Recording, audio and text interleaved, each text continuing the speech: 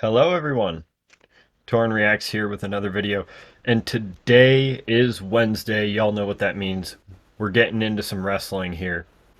This time, 10 times WWE turned champions into jobbers. Now, I don't know if it's exactly champions or not, but the title specifically says great wrestlers into jobbers. Most great wrestlers have a championship, so I'm kind of assuming on that part. But let's get into the video.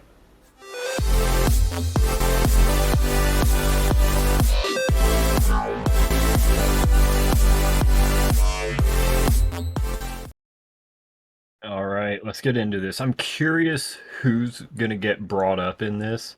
I haven't actually seen it. I'm trying to keep everything first time reacts for everybody. Just that way we have a bit more of an authentic feel to all of the reactions. I'm not just watching something that I've already seen before, you know. So let's get into this. I do know, at least from the thumbnail, that Dolph is in here. Big time yes on him. He needs to be a champion again. One of the most frustrating things about a WWE fan is seeing WWE turn a talented performer into a jobber. This happens so many times throughout WWE history, and someone who is a solid mid-carder or even a potential main eventer is reduced to an enhancement talent, meaning they lose all their matches and mainly exist to put over other wrestlers. Join us now as WrestleMania looks at 10 times WWE turned a great talent into a jobber. Be sure to subscribe and hit that notification bell for daily wrestling videos, and follow us on Facebook for exclusive lists. Just a little bit of to note here for wrestling lingo and all of that. Jobbers, for those of you that don't know, that's the guy that goes out there and does the job. Quite literally. He works, he loses, he comes home with a paycheck. That's how it works for jobbers. Also check out our new channel, WrestleMania Hence why it has a bit of a derogatory, negative connotation to it, but Number it's 10, the lingo. Drew McIntyre. Between 2009 Yes. to 2010, it looked set that Drew McIntyre was going to be the next big thing in the company. Vince McMahon had even christened McIntyre as the chosen one, so it seemed like WWE was set on making McIntyre a huge deal. However, McIntyre didn't have what WWE wanted, and although he was insanely talented, WWE slowly but surely turned him into a jobber. They would pair him with Heath Slater and Jinder Mahal in 3MB, and he would turn into a comedic jobber. What was insane about this was that during McIntyre's time as a jobber, his in-ring work vastly improved, and it was evident that McIntyre had found his fire. But this sadly wasn't enough for WWE, as he would remain in the stagnant position. McIntyre would even lose a match to El Torito on Raw before his premature release in 2014. Thankfully, McIntyre was able to return a number of years later, and since then, he's firmly been presented as one of the top stars in the company, and has even main evented WrestleMania alongside Brock Lesnar. Number 9, Heath Slater.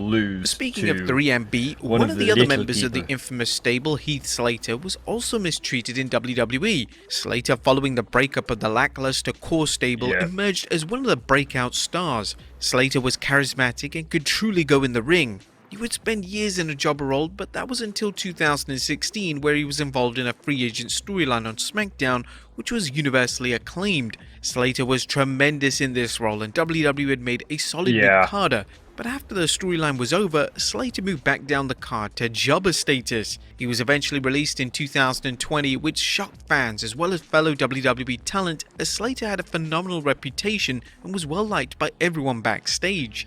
Number 8, Mickey. And that's exactly how it is with a lot of the quote-unquote jobber people. Yeah, they're probably going to go out there and lose. They already know this. Most people, the moment they see this person, know this. But they're usually one of the people that you like more than anybody else. Perfect example, actually. Santino Marella, for those of you that remember him. Absolutely phenomenal. He was the perfect definition of a jobber. He went out there, you knew he was most likely going to lose. Very much loved by everybody watching. Very much liked and well respected in the back. You can't go wrong with him. Most of these people understand, yeah, I'm just doing a job. but they're still getting to hang out with a lot of people that they still consider friends. Let's get back into this. James. When Mickie James returned to WWE TV in 2017, fans expected big things. Mickie was a certified legend and could still actively hang with anyone on the women's roster. However, just a few short weeks into her return, it was evident that she was brought back exclusively to put over new female talent. This was disappointing, and over time fans simply stopped caring. Why root for a legend if it's already 99% guaranteed that they're gonna lose? WWE did a massive disservice with Mickie's return run, and hopefully if Mickie ever decides to return again, she's given the treatment she deserves and isn't treated like a complete jobber. And Number 7, Zack Ryder. You see exactly what happened there. She came back 2017, had the jobber role, Impact Women's Champion. Bam. Signed, sealed, delivered. Like, and I don't know if that was before or after. I didn't really keep up much with her, unfortunately. That being said, great in-ring worker. You could actually see it in the last kick there. She's very safe with even strike moves, and that's tough. Being able to go ahead and strike at an opponent, still make it look good, while still making it as safe and hopefully as harmless as possible. That takes a lot of talent. Ryder. Zack Ryder's influence on pro wrestling, particularly in the early 2010s, can never be diminished. Ryder managed to get himself over by creating his own YouTube show, and this type of content was extremely rare at the time, meaning that Ryder certainly opened the door for other talent to find fame and fortune in this manner. Whilst Ryder was vastly popular online and this was slowly transitioning to TV, WWE were reluctant to use Ryder in a substantial role. He was a solid hand and had an infectious personality that was badly needed on WWE TV at the time. Ryder had sporadic pushes throughout his tenure, including a US title win in 2011, as well as an IC Championship win at WrestleMania 32, but these were extremely brief. When these reigns came to a close, Ryder was straight back down the card, ready to put over any talent WWE saw fit. WWE truly failed to understand why Ryder was popular and how they could have made a huge financial gain with a prominent, sustained push for the talented star, but their stubbornness simply stopped this from happening. Number 6, Dominik Dijakovic. Now, upon it surfacing online that WWE were calling up NXT star Dominik Dijakovic, fans were excited. He was someone, well, on paper at least, that Vince McMahon should have loved. He had size, presence, and could seriously go when the bell rang.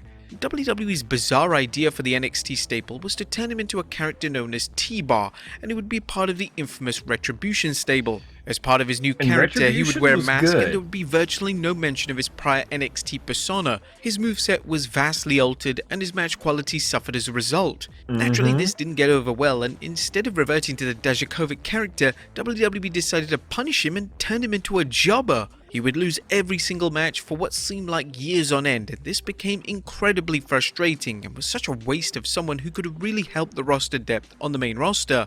Eventually in 2022, they decided to have Dijakovic return to NXT. Why this took so long is anyone's guess. Number 5, Mustafa Ali.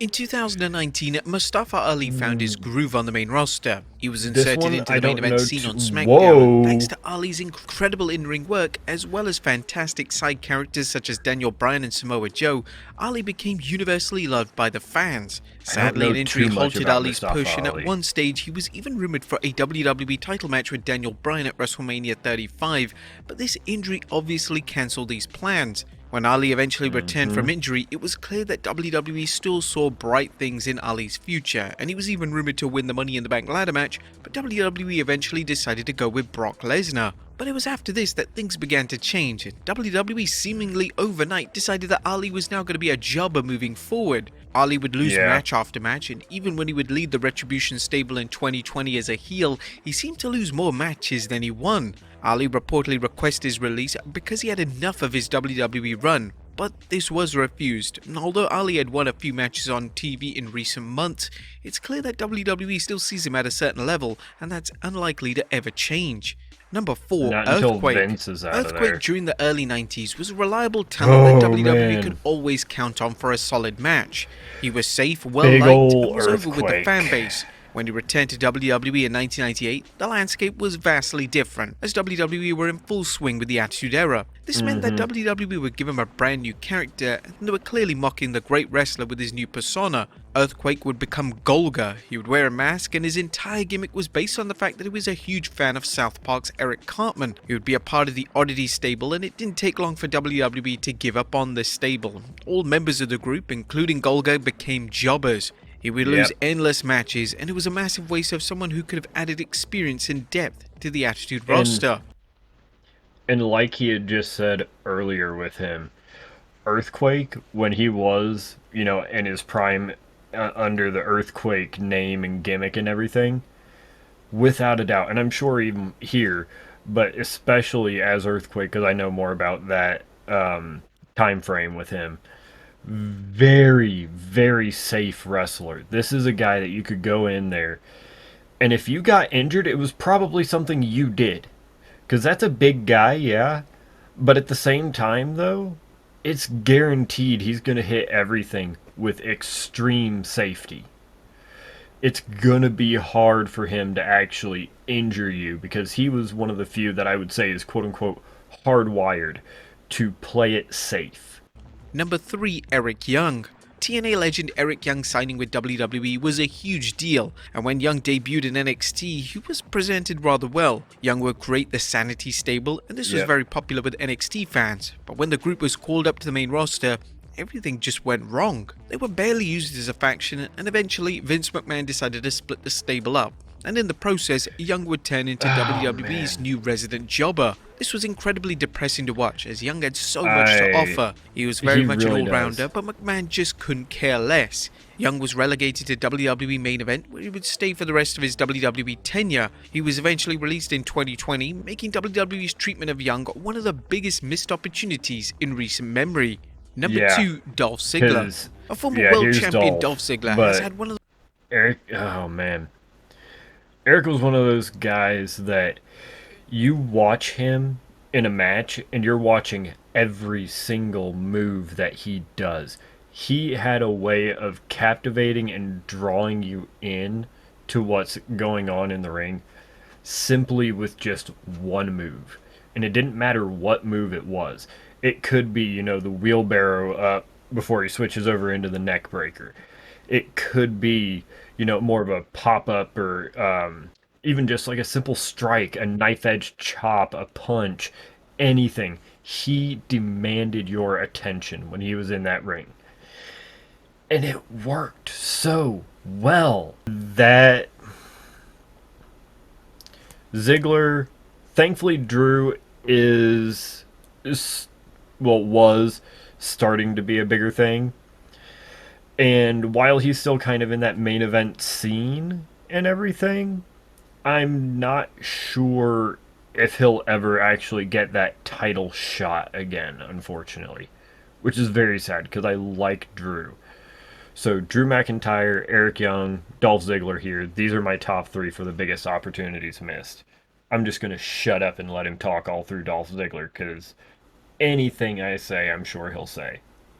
One of the more unusual career trajectories in WWE. He's been given a number of pushes, but these pushes are never long-term. And when these are over, Ziggler falls dramatically down the card and he just seems to lose every single match he's booked in. This is rather unusual, as WWE only likes Ziggler to start winning matches when they need him to enter into a prominent feud, and this usually involves Ziggler putting over another talent. This booking pattern has led to fans simply not caring about what Ziggler brings to WWE, as he loses too much to be taken seriously, and it could be argued that he's WWE's permanent yet highly decorated jobber. WWE have had so many opportunities to push him to the moon and keep him there, but there's always been something holding him back from fully investing in him. And number 1, Cody Rhodes. It's hard to believe that before Cody Rhodes was one of the top babyfaces in WWE, he was a permanent jobber and would mainly feature on WWE's main event. When Rhodes turned into the infamous Stardust character in 2014, everything changed. The character failed to take off, and WWE eventually gave up on presenting Rhodes as a major player. He would appear mainly on TV to lose, and it was frustrating to watch as a viewer, especially knowing that Rhodes had potential to become a main eventer in WWE. He did. He left in 2016 as he knew his worth, and this would be a decision that would change his life. Rhodes would be a pillar of the AEW brand, and eventually he would be in a position to return to WWE in 2022. Since then, Rhodes has been presented as an absolute megastar, but it was still a massive shame that WWE turned the elite talent into a jobber during his final months of his initial run in the company. But there you have it, I folks. 10 times don't WWE know turned if great I can talent into a say jobber.